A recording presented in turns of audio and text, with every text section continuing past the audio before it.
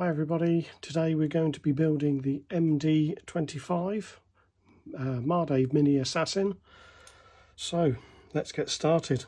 Let's open the box and see what we've got in store.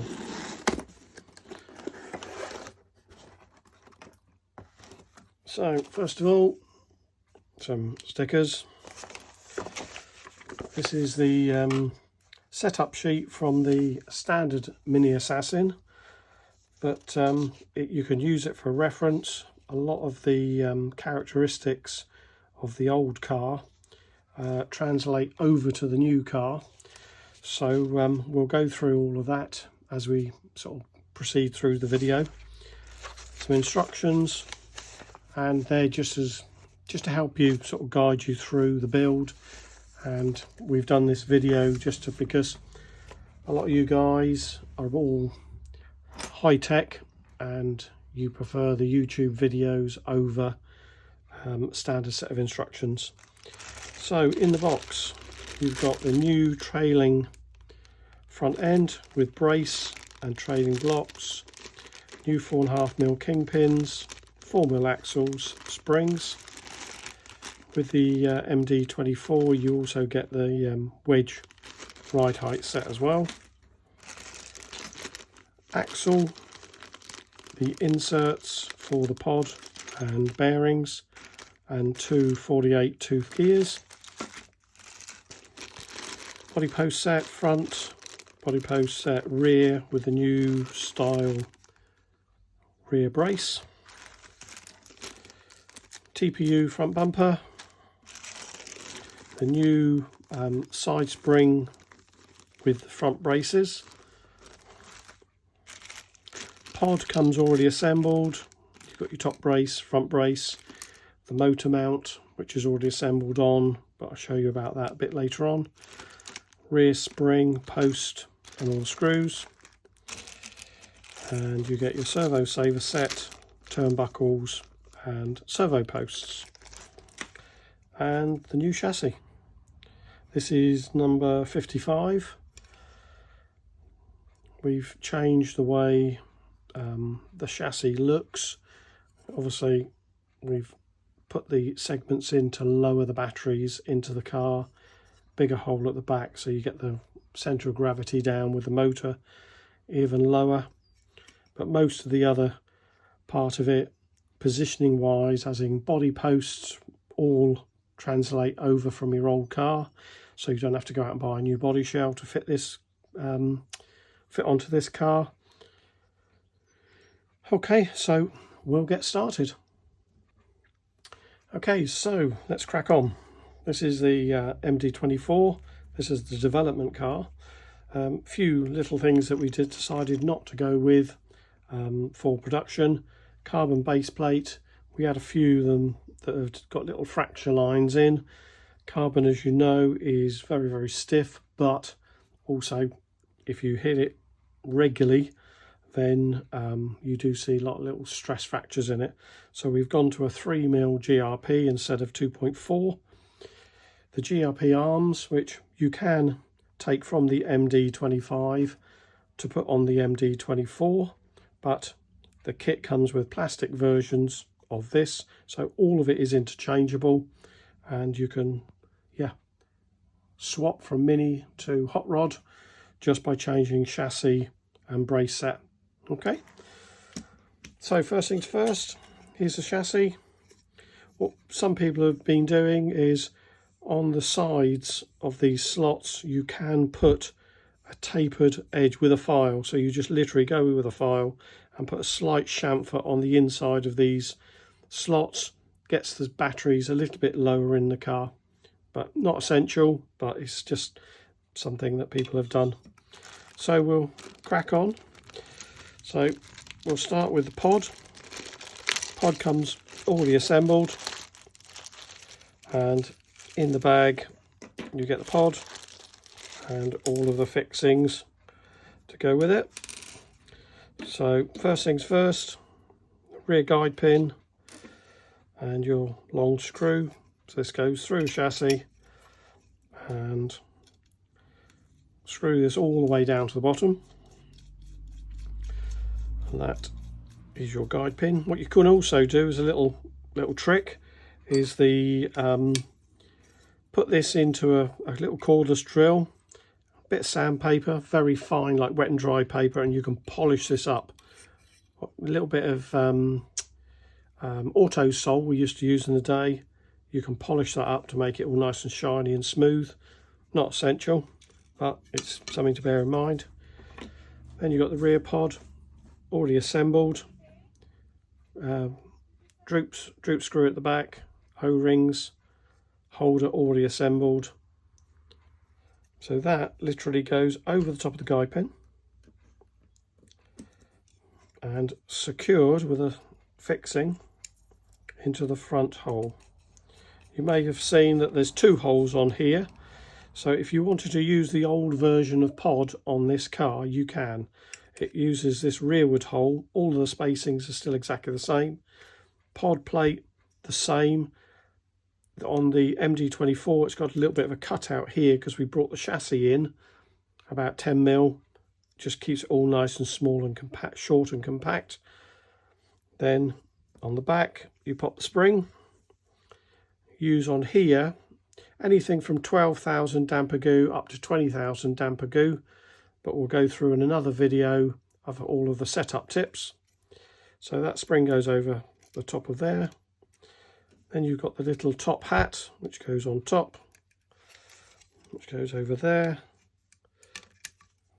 and then you take your M3 nylock nut and just pop that on. So that's how it should look. Okay, that's a simple step one. Okay, so step two, side braces and side springs. So we'll take these out of the pack and get your two long side braces, all the fixings. You've noticed we've got the steel posts now. Some of you have already said, can we have aluminium side posts? Try and get the weight down. Don't forget this is entry-level racing, so we're trying to keep the costs down. But if you want to use little aluminium posts, I'm sure somebody out there will come up with a little aluminium post. These are proprietary parts. I think they're used on computer keyboards, so they're cheap as chips, but do the job. So first things first, we put the M3x6 countersunk screws into the bottom of the chassis. 3 on that side and 3 on the other. And then we pop the hexes on. These are little standoffs. There's 3 on this side and 3 on the other side.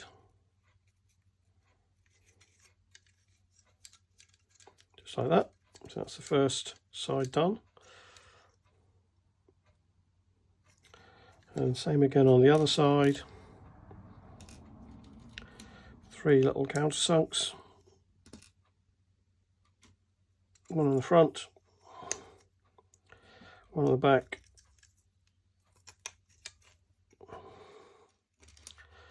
What you can do, whilst we're sort of just assembling these little bits, on the front of the kingpin brake, on these braces, you have 2 screws. What you can do is leave these 2 front screws out. If you're struggling to get a little bit of grip, by taking the front screws out, that just lets the chassis flex a little bit at the front, gives you a little bit more front end. So let's pop this one. It's a little bit more fiddly because it's right at the back near the base plate of the pod. So that's that bit done. So you got all 6 of those on. Then we put the long bolt, similar length to the rear, through the base plate of the pod. And then you put a very tiny thin nut which is in the packet, and that screws all the way down to the bottom. You could actually put that on whilst the pod's out of the packet, but what we tried to do is make it as straightforward as possible, put bits into bags, and and then at least we know we've not got anything missing. Well, screwdriver's rolling away. Another thin nut on that side. Goes right to the bottom. That's done. Then, because you've already put your standoffs on, each side has got a little indent. This is where the spring sits. So if you put it on the wrong side, you won't have the little indent. So this is for the right side, looking from the front of the car. It goes over there, and then it's located with an M3x6 button head into the centre, and you put all 6 of those into the top, 3 one side and 3 the other side, just like that. So that's that side done, and do the same the other side, over the top, M3x6. I must have done something right, guys, because I've not left anything out of the kit yet, so we're doing well. I did weigh every single packet just to make sure that I put everything in each bag correctly, because there was quite a few kits to get done, and it was getting a little bit stressful at one stage. So that's both sides on, and then you've got your band, which is same as the original car, that holds the battery in place.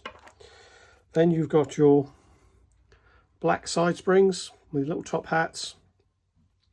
Another little speed secret, we've got a black set which is soft, then we've got the slightly harder set which is the silvers. Now if you want to get the car to react a lot quicker, for you drivers that can cope with a fast reacting car, you can change these sides from black to silver. That'll give you a little bit more aggression, as they call it. So that's that one done. And now just tighten them down so they just poke through the nylock, if you can see that on the video, and that should move nice and freely each side, and the springs sit in those little parts.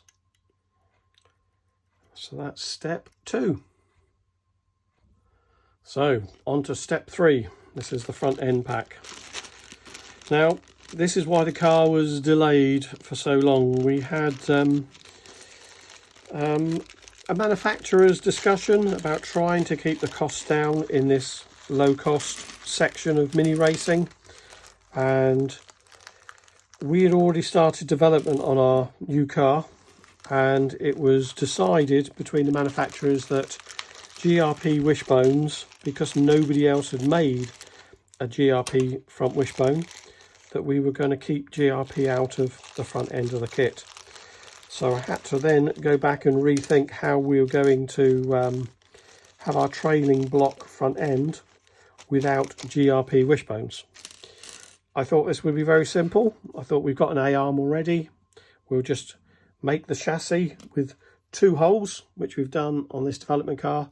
So if you were running trailing blocks, you would move the wishbone forward, which will allow you to run trailing blocks.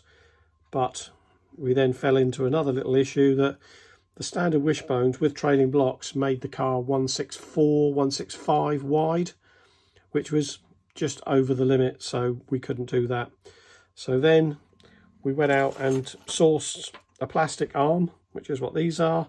The first ones came in, were a little bit too stiff, and if you had a hard hit, they were shearing them off. So we went to a whole different plastic, and all being well, these will be okay. We've been testing them now for a couple of weeks, and all good reports back. So there's your front end. So what we do first of all is we put a M3 into this hole, and we pop in the little standoff, which is for the top brace on the front. So that's one side. What you can do is, we've noticed there's some little flashing on the bottom of these wishbones. So what you can do is just pick that off, or take a little scalpel and run round. Put the other screw in this side. Pop that on. So that's both sides.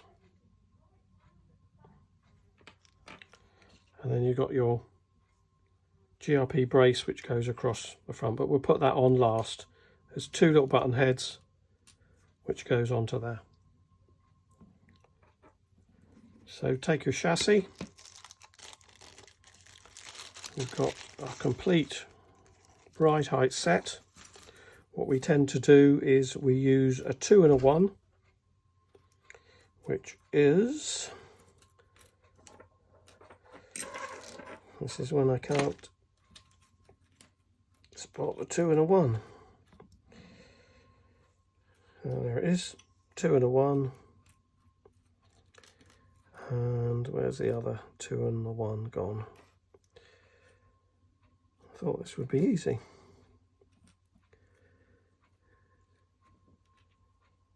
Oh, it's hiding underneath the 1 and the 1. So we get 2 and a 1, 1 for one side, 1 for the other side. So what we do is the right hand wishbone goes on, and you've got your M3 by 10, which goes through. The wishbones are already threaded initially, so you should be able to just pop your screw in and go all the way along. What I'll do is I'll skip forward, I'll put the wishbones on, and then I'll show you the final little tighten up. Okay, welcome back. So we have now assembled the wishbones, put the little spacer wedge into this side, which gives you 4 degrees. The other side screws are in, and then all you do is you take your 2 and 1, which I've put to the side. That little tag goes to the outside, so that goes into the back and then slides in, so you can just see the tag, and then nip those up. Don't have to be done up like mega tight, but as long as it just nips the thing, and that gives you the caster. So then you go to the kingpins, M3 by 10 through there. It's countersunk, so it's nice and flush. There is a little hole in there which you can put a little 1.5 Allen key in, just so you can nip it. Try not to put a pair of pliers or mole grips onto here, because you want this, like the rear guide pin, as smooth as possible. So M3 through there, kingpin over the top, and just gently nip that into place. That's your 2 kingpins. Now in the kit you get these, if you can see that in the video, 3 sizes of little spacers. Now the big spacers we discard for now. They're for use if you're going to go and use a GRP wishbone. The GRP wishbones are a little bit thinner but a lot stronger. So we use the next one up. That goes over the top, and then you have the little thin one. That one also goes over the top on both sides. If you wanted to get droop on the front end, you take off the thin one, and that gives you 1 mil droop. So that's that bit done. So these are the hubs, trailing hubs. You can discard the rear part. If you take a Dremel, you can cut this off, but it's not in the way, so you can leave them on. So what we do is we take our ball studs, you put 3 little washers over the thread, like so, and then they go on the inner hole, and gently tighten them up. Obviously as soon as it bottoms out, you'll feel it go tight. That's it, it's all it needs. Doesn't need a nut on the bottom because it's screwed into plastic.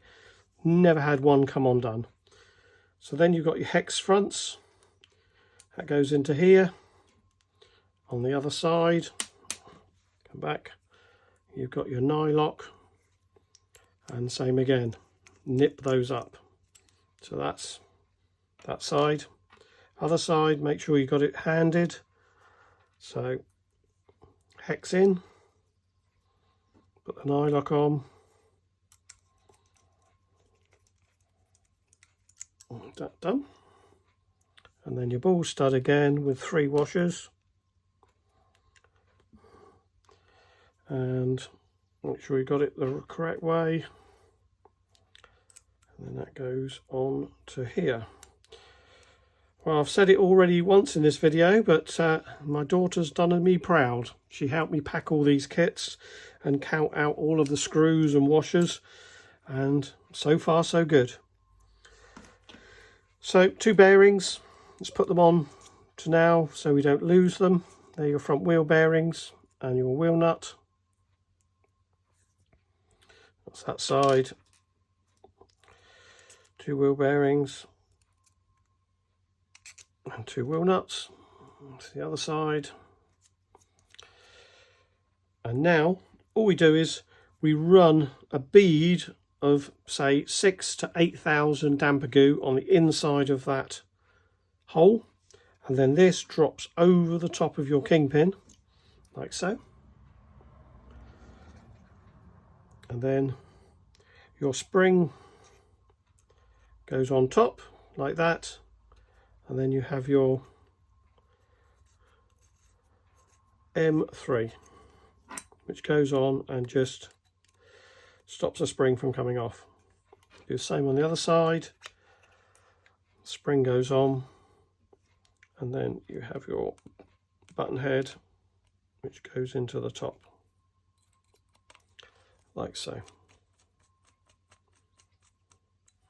And you've got free movement up and down both sides. Same again, you can polish the kingpins if you want to, makes it nice and smooth. Then final thing to do is pop this onto here. This is your brace for the front. 2 M3x6s again. Try and keep all our fixings similar, so if you lose something you don't have to go out and buy loads of different sizes. So that is your front end. These are your lock stops either side. That's the front end done.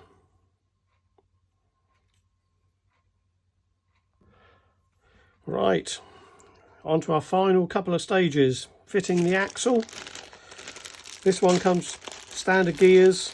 I use standard gears on most of my cars. The trick is there's on the back of the gear there's a little bit of flashing. What you can do is just put that on a bit of sandpaper so it takes that flashing off.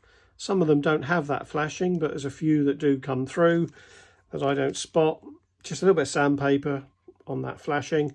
You can also boil a kettle, pop these into the water, just leave them overnight, let them cool down.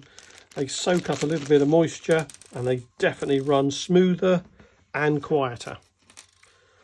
So we have our insert. This goes into the thing. This is 0.75, and then if you turn it around it does 0.75 the other way. So you have 2 heights.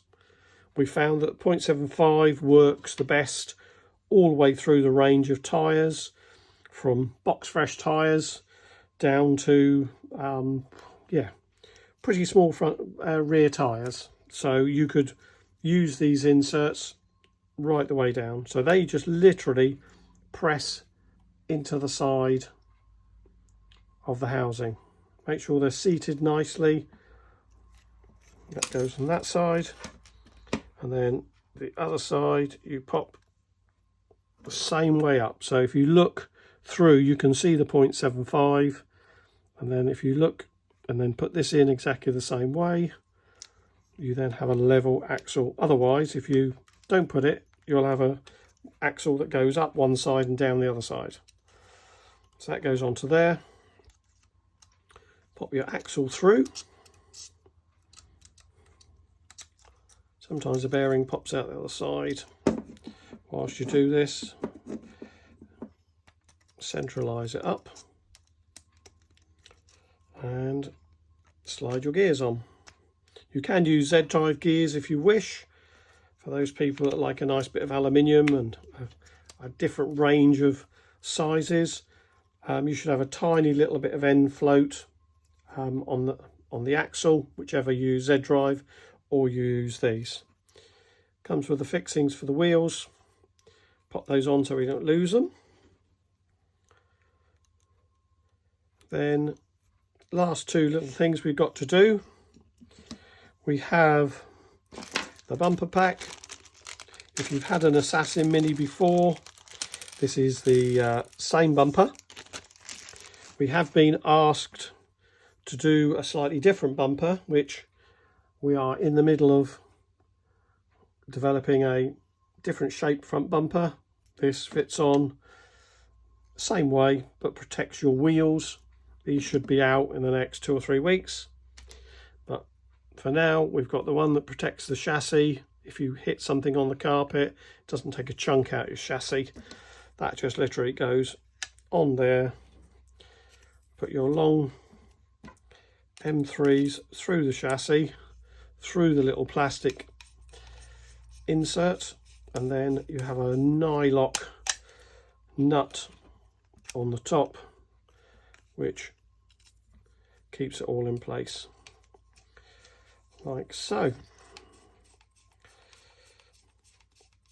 So we're almost finished. So it's not a lengthy build. A few people have asked me how long does it take to build an MD-24, and as you can see, it doesn't take hours and hours. But the main thing is, once it's finished, the setup is everything should move freely. All the kingpins should move up and down nice and freely. Steering arms should all move. Axle should spin freely. Rear suspension should all move nice and freely. So that is your completed car, other than in the pack you also get your body post set, which I'll quickly show you how the rear goes together, because the front's pretty self-explanatory. You pop in these 2 holes at the front. They are for your up standing front wishbones. The rear one is slightly different. It's now countersunk, and it's also got the big holes. If you wish, you can put your diffuser on. So take the posts, take your little M3s, and that screws straight through into the plastic. That's that side. And then on the other side, same again, little M3 and your servo post. Everybody says, why don't you use self-tappers? If you've got black screws all the way through, why put shiny self-tapping screws on? It makes the car look so much better. And also this is all nice and flush now, where before we used to have that self-tapping screw. Wasn't pretty. So that now, because we've got this new design back and the pod is shorter, that fits over the top of there, and you can see the pod mount just coming out the back, and then 2 more screws up through the chassis into the base of, they're servo posts. So, oh, dropped it. They go through there. We'll just screw that in, and then we'll come back and I'll show you the finished car. Okay, so welcome back. We've put the body post part on the back. The servo saver, you've got a Kimbrough servo saver for Futaba, and you've got your turnbuckles and rod ends. They can be assembled once you've done everything. On the rear posts, you can cut these to length, and then these little things go in through the hole like so, and then these, depending on how far you want to space it out, there's 1, 2 or 3, and then they just literally clip and float over the top. Same again on that side, That just literally goes through the hole, and then number 1 clips over. Front body posts go like that into the front. Same again, cut, adjust to height. You've got body clips, adjusting set, and that is your MD-24 completed. This one is for Andy Vickers. A lot of you that have never met Andy Vickers, he's one of our superstars in the world, works for the NHS, ambulance driver, and he helped me start the mini series a long time ago. He said he wanted a very cheap sport to keep his club going. Could we sort of get the minis up and going again? So we designed a little mini that could race on a little circuit, and it's gone from strength to strength. Sort of 15 years later, it's one of the biggest classes in the UK and growing rapidly. So there it is, MD-24 completed. All you got to do is put your radio gear in, true and glue your tyres, mount your body shell. Any questions, you can email me at mardaveracing@aol.com, or you can leave comments in the YouTube section where people pick this up and they'll also reply to you. And we've also got our Facebook page. Thanks for watching, and we'll catch up again soon.